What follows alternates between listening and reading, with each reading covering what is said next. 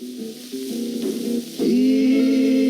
the Blue Ridge Mountains of Virginia, on the trail of the lonesome pine, in the pale moonshine, a heart sent wine, where she carved her name, and I carved mine. Oh, June, just like the mountains are blue, like the pine, I am lonesome for you.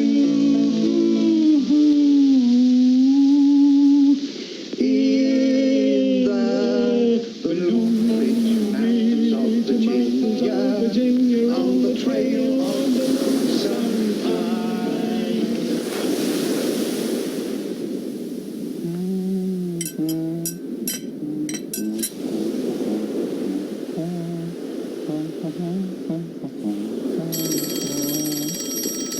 That's it. I'm taking the name out of the phone book.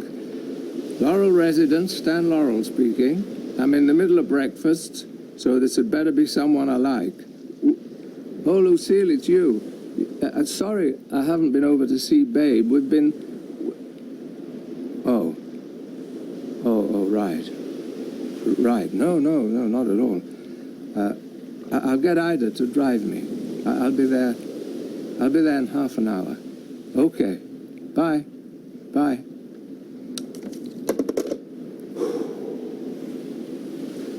Ida.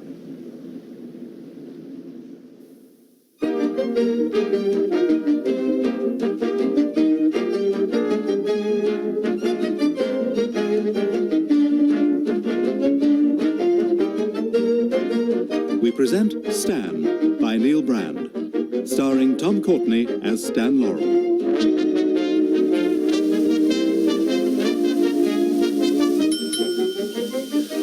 Good afternoon, madam. Come in, come in.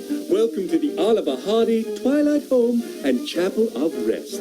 I'm Mr. Hardy, the manager and proprietor, and this is my partner, Mr. Laurel. How do you do? Extremely. I beg your pardon? What do you mean, extremely? Well, she asked me how I did. And you said extremely. Extremely what? Extremely, thank you. Extremely, thank you. Now listen here. I don't have all day to stand around talking. Can you or can you not provide the arrangements for my dear Uncle Cecil's interment? Why, certainly. Stanley, show the lady through to the casket showroom, please. The what? The casket showroom. Is that where we keep the caskets? Why, yes. Oh, you mean out back? No, I do not mean out back. The casket showroom through the door there. Which door?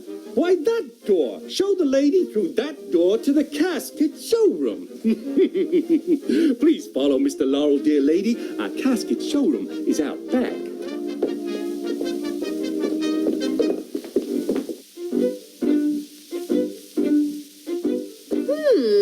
Sure is dark in here. We try to suggest an atmosphere of shady contemplation. How? By turning the lights out. Oh, tell me, dear madam, when did the dear departed, depart? He hasn't. He hasn't departed? Not yet, no. Well, do you want to come in and wait? Oh! You see, dear Uncle Cecil is very specific about his requirements. The casket must be just so. Just so what? Dear madam, what does dear Uncle Cecil have in mind? Why don't you ask him yourself? Hello. Oh. Are you Uncle Cecil? Yep. These gentlemen want to know what casket you would like. Don't like any of them much, but I guess that one there'll do. Would you like to try it? Really? No, don't believe I do. But if Fatty there can get in it, I'm pretty sure I can.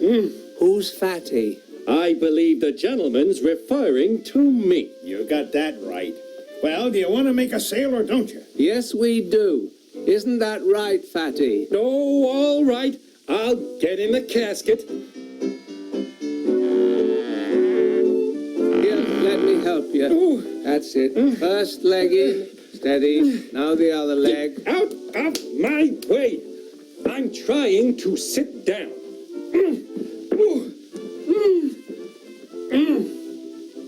there. Ain't you gonna lie down? No, I am not. Stanley, kindly show the lady and Uncle C. This gentleman, how the coffin lid can be lowered in 2 halves. Certainly. This lower part closes like this, Exactly. and this upper part... Oh, There you go. Now he's lying down. Fits pretty snug, don't he? Is he all right?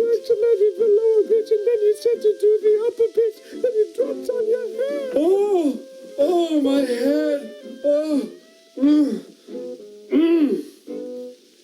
What did you do that for? Oh, be quiet. Well, do you want the coffin or not? Nope, don't believe I do. Come along, Uncle Cecil. Let's try the funeral parlor next door. Perhaps they'll be professionals.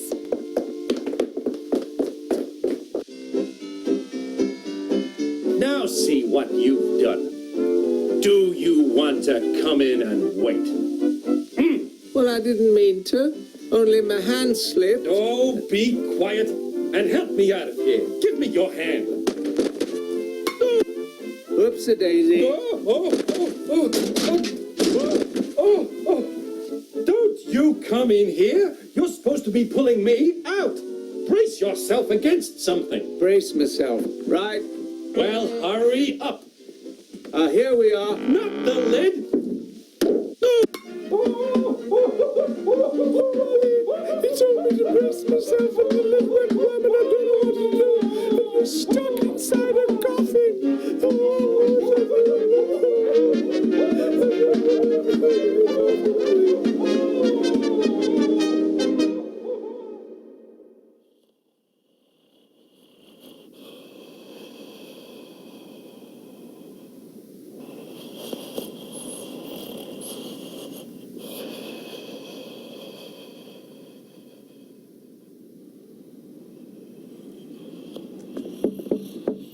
Ollie? Ollie? It's me, Stanley. I'm sorry to yell at you through the keyhole like this, but Lucille said it would be best if... Ollie, you awake? This feels kind of silly. Lucille said you sometimes wake up a little groggy, and if you see someone in the room, you might not know who they are, and then you'd panic. I'm trying to make sure you're awake before I come in, or else make sure you're asleep so that I can go away again. Ollie? Boy, does this feel like one of our pictures. Hey, Ollie, I know you're mad at me for not coming to see you, but I was sitting at home with Ida, and I was getting kind of bored with the TV, and I said, well, I guess I'll go see Ollie. And do you know what she said? She said, well, go see him by all means, but tell him I won't have him in the house ever again, not after what happened the last time. And I said, what do you mean? And she said, well, the next time he wants you to go with him to that silly convention in Chicago, you tell him to go by himself. Babe, you awake? Babe, I'm coming in. Can you hear me? It's me, Ollie. It's Stan. Can you hear me? Are you okay? It's okay. It's only me. Gosh, I'm sorry, babe. Lucille said you were awake. I'd never have joshed you through the door if I'd known you were asleep. Please, babe, I'm sorry. I know the slightest thing panics you when you wake up. That's why I wanted you to know I was coming. It's me, Stanley. Remember? Babe, please. Look at me. Look at me face. You know me face, babe. Look at me. You know me, babe. You know me. Oh, yeah. Yeah. Stanley screwed up again, right? Right? I thought if you heard my voice through the door, Ollie, why don't you let me in? I thought you'd know me. Instead, I made it worse, right? You heard a noise you didn't understand and saw someone you couldn't remember and went into an Oliver Hardy flat spin panic. Running around the room trying to hide from the landlord, Edgar Kennedy coming to get us. Hey, babe, quick, hide the goat. Hello, Mr. Hardy. It's Mr. Laurel. Come to visit. I brought you some hard-boiled eggs and some nuts. Remember? Hard-boiled eggs and nuts? Then you hit me over the head with the bedpan. Okay, you don't have to do that now. No, it's all right. Don't sit up. You want to sit up? Do you want to sit up? Here, let me help you. You just relax. Why don't you do something to help me? However many times have I helped you up, babe? Brushed you down, tried to get the ceiling plaster out of your hair, the paint off your pants, found your derby and placed it delicately on your head. Yeah. Comfy? Comfy? Comfy as you can be, hey, babe? I know, babe, I know. It's not good. I know just how you feel. I had visitors in hospital after my stroke, and I wanted to make them feel better, and I just couldn't. But at least you're at home, babe. Lucille's out there in the kitchen. Ida's here. Lucille's going to cook lunch for us all. The girls will stay in the kitchen so as we can chat for a while. No, they're staying in the kitchen so as we can chat together. What's the harm? You think there's something up? What are you trying to hide? Nothing, babe, nothing at all. Hey, I didn't bring you hard-boiled eggs and nuts. I brought you some grapes. And this. Cookies in their very own tin box. I know you still like them. You want one now? Later, eh? You just shout when you want one. I'm sorry I haven't visited in a couple of weeks, babe, but you'll forgive me when you find out why. I've been working. Yep. Working on a whole series of new routines for us to do on, wait for it, TV. You know the features I loved making the most? Those pantomime pictures set back in history, Babes in Toyland, Fra Diavolo. They were sketches, but like the old days in vaudeville, weren't they? Fairy stories, if you like, full of innocence and fun. Well, how about this?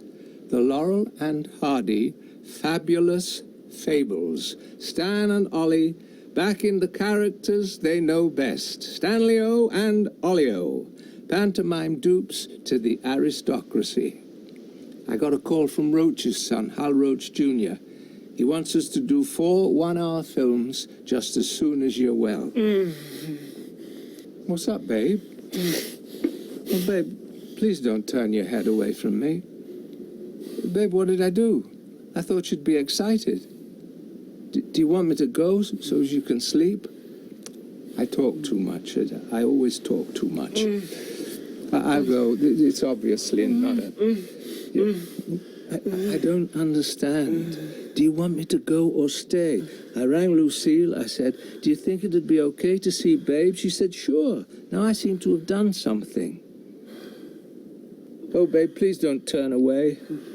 I can't bear to see you lying there, so helpless, so small, not being able to help. What is it? You tell me if you can. Your mouth. What's something I said? Help, is that it? Help. I can help you. How? Do you want me to go? No, well, that was pretty emphatic, even for you. Thank you, babe. Well, since I'm staying, how can I help you? Do you want a cookie? All right. For a man who can't speak, you're awfully persuasive, babe. Your mouth. You're pointing to your mouth. Do you want some food? 1 tap for no, 2 taps for yes. Here, use the cookie tin. Ouch. Okay, babe. You've got some strength in that good arm, I'll say that. Now we've got a system of communication. You hit the tin twice if I'm right, once if I'm wrong. Boy, just like the old days. You get frustrated, you hit me. So you don't want food. Why do you point to your mouth? My mouth? You want me to eat something? I ate just now, babe. Ow. I'm not holding this thing anymore. Here, use your spoon. Okay, so you don't want me to eat. Why point to my mouth? Talk? Oh, you want me to talk? Oh, fine. I can talk till the cows come home. You know, we're like an old married couple. We've had a baby. Their first mistake. Remember? We played husband and wife and lived, fought together. And suddenly, I don't know if you're mad at me, if things are okay. Take some getting used to, babe.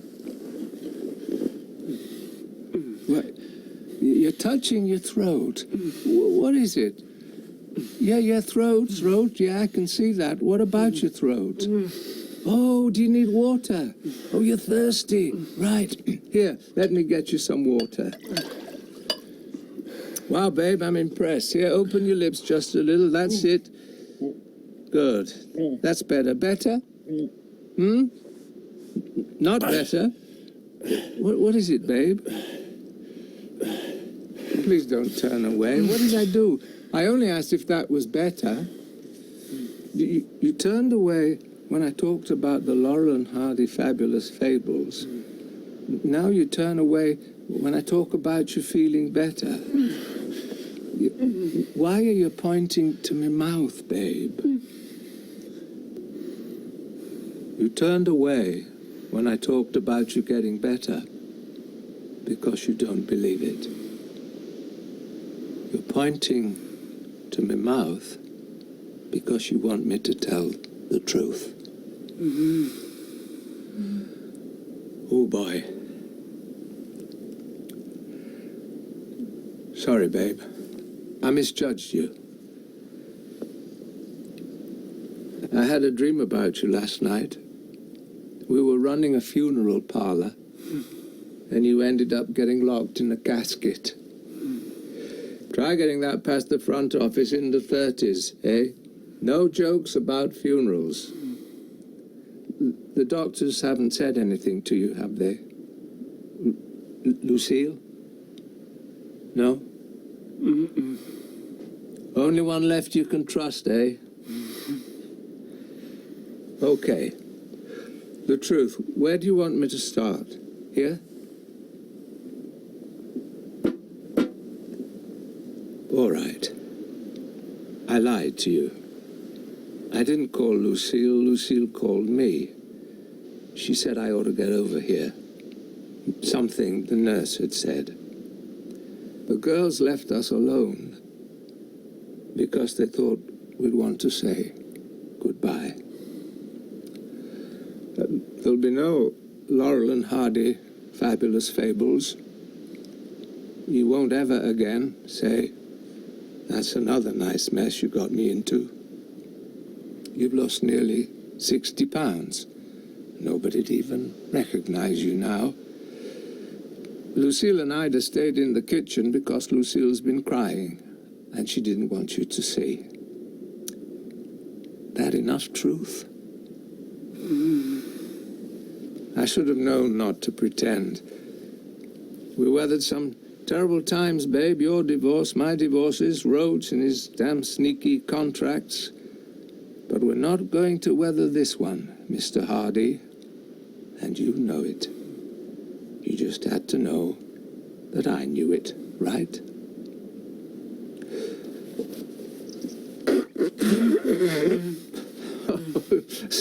Sorry, babe. Did I make you jump? I don't want you to leave me, babe, but I'm damned if I want to see you in this lousy bed in this stuffy room getting smaller and smaller, losing all that hardy bulk. And when I walk out of here, everything that needs saying between us is going to need to have been said. What, oh, you're taking my hand? Quite a squeeze. Thank you, babe. Guess I did something right. Well, you've got the truth, but don't know where it leaves you.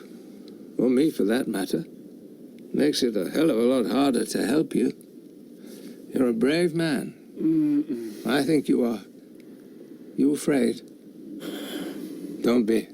No point. Easy for me to say, right? I'm 2 years older than you. I've had a stroke, and Lord knows what all. You don't think I'll be far behind you, do you? There goes your hand up to your throat again. Here, let me pour you some. There you go. Careful not to spill it. So what do we say? How do we talk about you not being there anymore when all I want is to keep you around forever? Give me a hand, babe. You know, everybody thinks we lived in each other's pockets, but we went our separate ways for years, didn't we? And the war came, the picture business changed, and our star slipped a little.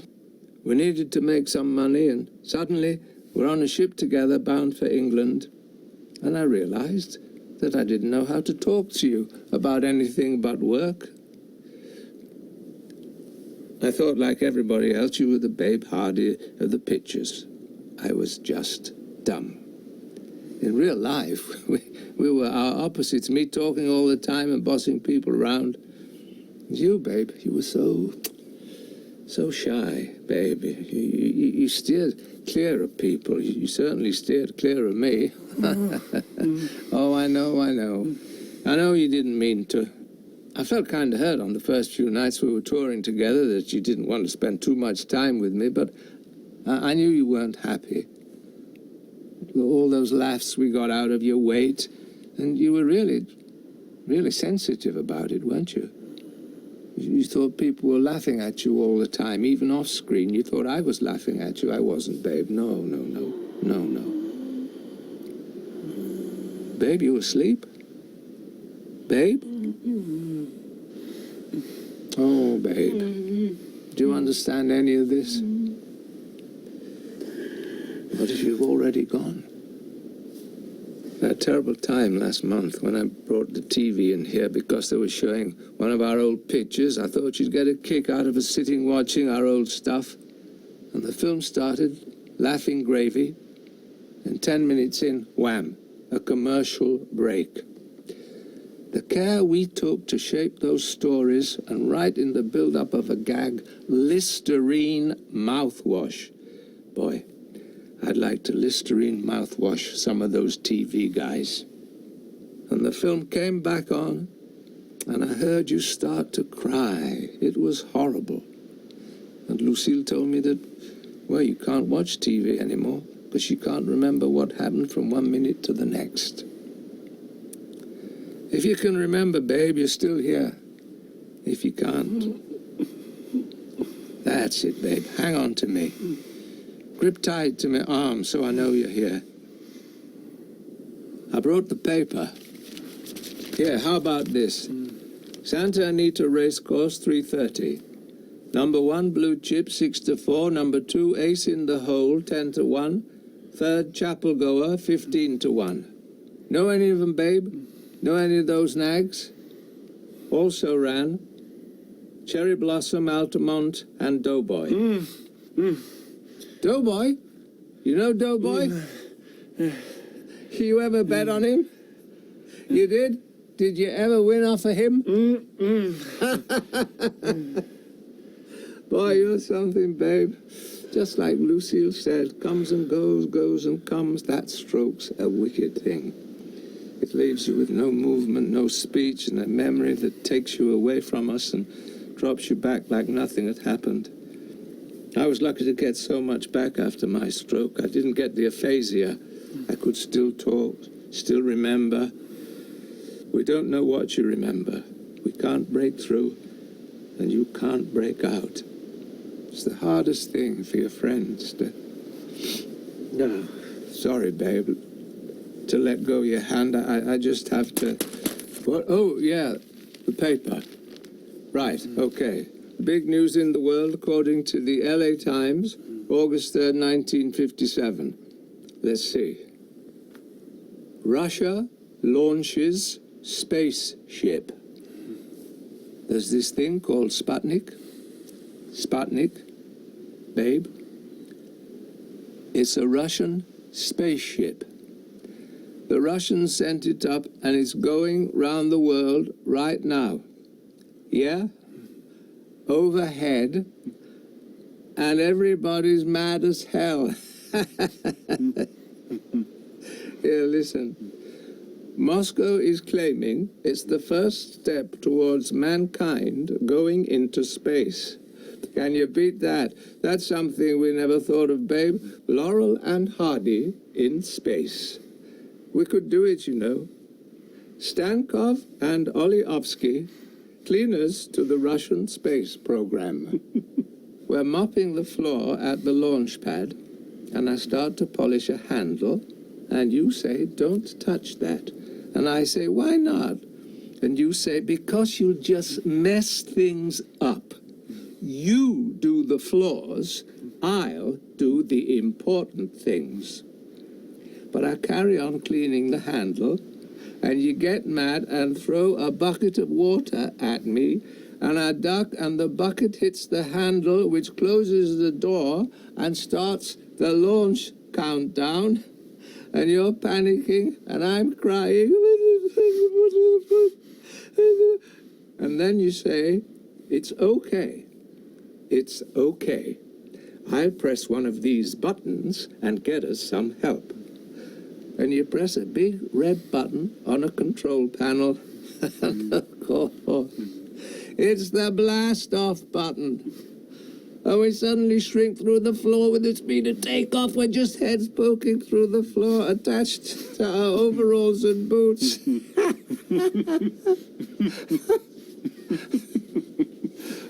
And outside the porthole, the earth's getting smaller, and you look at me, and what do you say?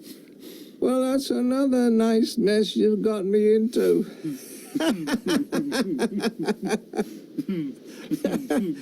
We could do it, you know, babe. We could do it, and we get such a kick out of it.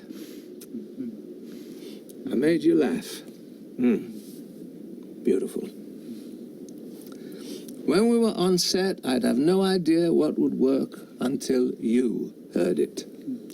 And I'd see your face light up, and you'd shake. You'd shake, babe.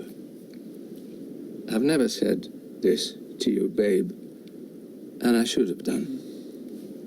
Charlie, Chaplin, and me, two English boys, came out to America with Carnot in 1910. He was already the star of the show. I was his understudy. I got my break on the vaudeville circuit doing impressions of him. I watched his star rise as mine got fired off contracts again and again. When, eventually, I got hired for the pictures, everybody wanted to be Chaplin. Billy West, Harold Lloyd, me, we were all Chaplin impersonators or Chaplin substitutes, and damn it, my dad didn't bring me up to be anybody's substitute or understudy. I just couldn't hack it on my own. I couldn't ever be as good as Charlie, and I knew it, and it kind of burnt me up. But then Roach teamed me with you, and the two of us, we could do it. We did it, babe. I couldn't be Chaplin, but together we both could. Just as funny, just as famous, just as loved. Probably more loved. And right now, they're playing our stuff on TV every night. I've got a pile of fan letters for us at home as high as the ceiling. They write to us both, babe, because they need us. They need to know we're there. You want truth? Here it is. Pretty soon now, maybe a day or two, I'm going to get a call from Lucille. Babe's gone. I'll not be able to go to your funeral. I couldn't handle it. I'd either make a fool of myself or say something inappropriate. I'll stay at home with Ida, and I'll look at the ocean. And all the time, babe, I'll be writing new material for us in my head. Gags, routines, just a story in the newspaper will be enough to start me off seeing you and me carrying brushes or going door to door, trying to avoid the wives. Only I'll know I'm just passing the time away. Wasting time, weeks, months, years, maybe. While you're here, all my comic thoughts, and that's most of my thoughts, they have some meaning.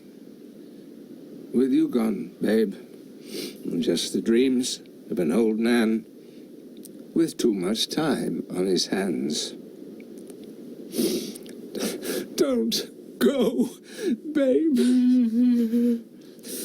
Oh, I'm sorry, babe. I don't know what I'm saying. Poor sick Mr. Hardy, you're going. Oh, it'll be a mercy for you, an end to your suffering. Guess I should go. Was there anything you wanted to say to me? Can I help you to say anything? I can't really make you laugh anymore, babe. The juice just won't flow when I look at you now. Life was never so black that you and me couldn't cheer it up, eh? We lightened up the whole damn depression, for God's sakes. What was our best moment? Top of the tree. Way out west. We had a ball making Way Out West, didn't we? It made a mint. Lucky you don't remember what was going on at the same time. Great big newspaper headlines. Laurel's wife sues for maintenance. New woman claims he's a bigamist. Then 4 days later, Oliver Hardy's wife sues, claims extreme mental cruelty. And both wives retaining the same lawyer, smiling Roger Marchetti. Could have been the gag from Thicker Than Water. May Bush and Anita Garvin giving it to us good. Now, is this the money that I gave to you to give to him, that he gave back to you, that you gave to me? No, that's the money that he gave to me to give to them, and now I've given it back to you. Meanwhile, Roach wouldn't sign us to a joint contract.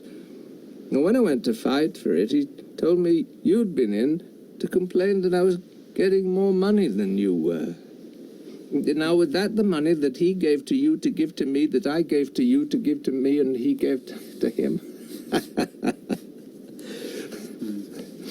Anyway, I knew it was just Roach's way of doing business. We never had a fight. Babe, did we? Did you grudge me that I got paid more than you? Why am I asking? You sure as hell can't tell me now. What does it matter anyway? We're living on Alimony Boulevard right now. Boy, we've seen money come and go, but 1937 took the biscuit. And what were we doing? Clowning it up on the set of Way Out West, dancing that little dance, singing that little song.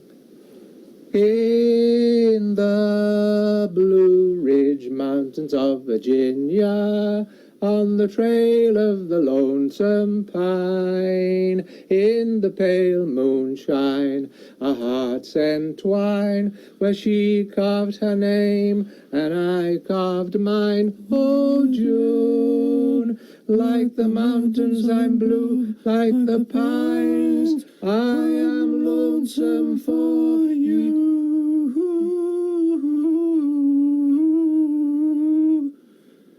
In the Blue Ridge Mountains of Virginia, on the trail of the lonesome pine. My God, babe, you're still here.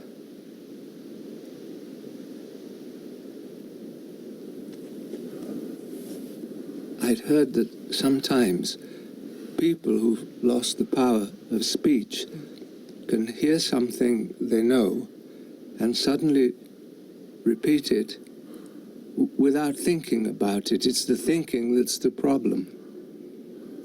But the memory's in there, and out it comes. Goddamn, babe. That's a hell of a thing. You got more memory in there. All our routines, our gags. Babe, you were the greatest at taking a fall. And you could milk it. We just had to keep the camera turning and you'd stare into it and... Yeah. Oh, that's it, babe. You'd be sitting in the fallout from some terrible disaster and staring deep into camera, straight into the eyes of every person in the hall, unblinking, absolute, hilarious frustration. You'd raise your hand to the devastation that surrounded you and pick off the tiniest piece of fluff from your vest and flick it away, and the laugh in the hall would go on and on and on. In the depths of your humiliation, you'd stare out into the audience and they'd love it. It was like nothing that happened to you could be bad enough. Just had to get worse, right? Yeah, I know. We never analyzed why a fat fella losing his dignity was the funniest thing in the world. You just got on with it. Oh, babe, you're getting tired. I've just remembered something. Cove. Little Irish fishing port of Cove. Our first stop on that trip to Britain after the war. Going back to tour the variety circuit for Delfont. Terrible crossing. We were as sick as dogs. We didn't really know what we were getting into. And we're sitting, you and me, in the ship's lounge. And out of nowhere you said, I'm scared of what we'll find in Britain. What if people just don't want us anymore? And it made me realize that our kind of humor was, well, old-fashioned. It came out of the halls and vaudeville, and this was what, 1947, 48, a different world. And damn it, you got me scared then, because I thought, well, if Babe thinks we might bomb, then we really might. And that would have been the end of us. And I went to bed thinking about life without Stan and Ollie.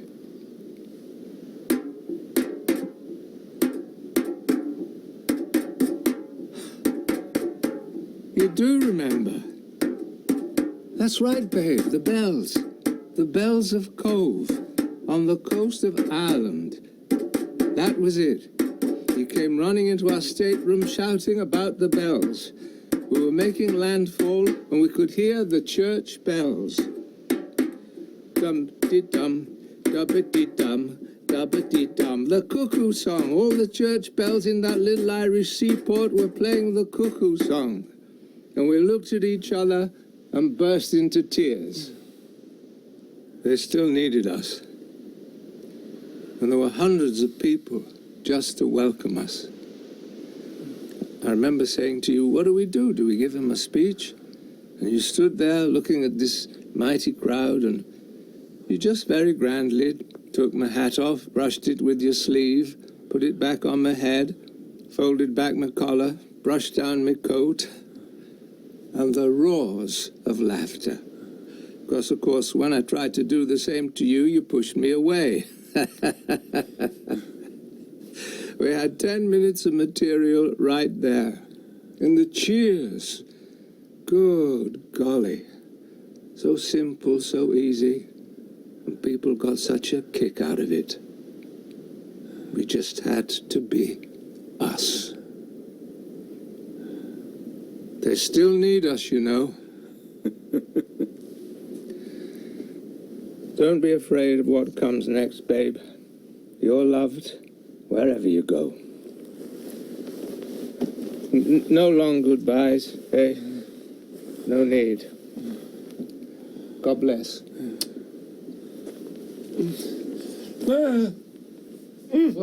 What is it? There goes that old hand again, up to your throat. What, you want more water? Here.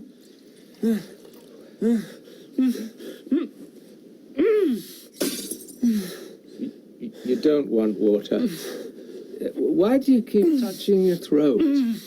You're waving your hand around in front of your throat. Are you having a seizure? Lucille! Lucille, get the nurse, quick! Why are you waving your hand around in front of your throat? Oh, wait, your throat! I get it! You're trying to do the tie twiddle. All this time, you've been doing the tie twiddle. And every time you've done it, I've poured a glass of water down your throat. Oliver Hardy, all this time you've been waving that imaginary tie at me like the true Southern gentleman that you are.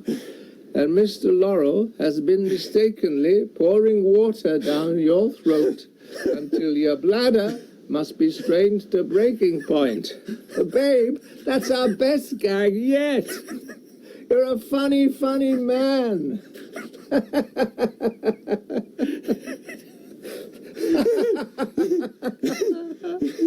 Oh, babe.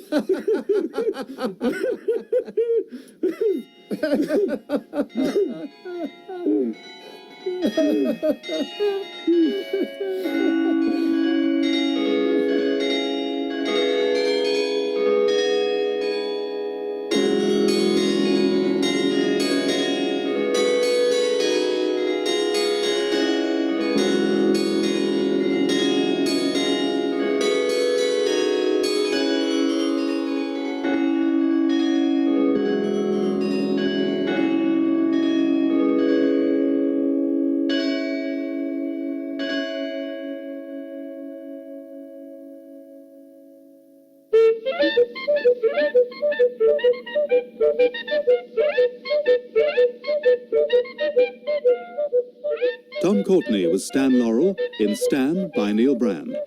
Oliver Hardy was played by Ewan Bailey. The woman in the Laurel and Hardy short, Casket Cases, was played by Barbara Barnes, and Uncle Cecil by Ed Bishop. The director was Ned Shire.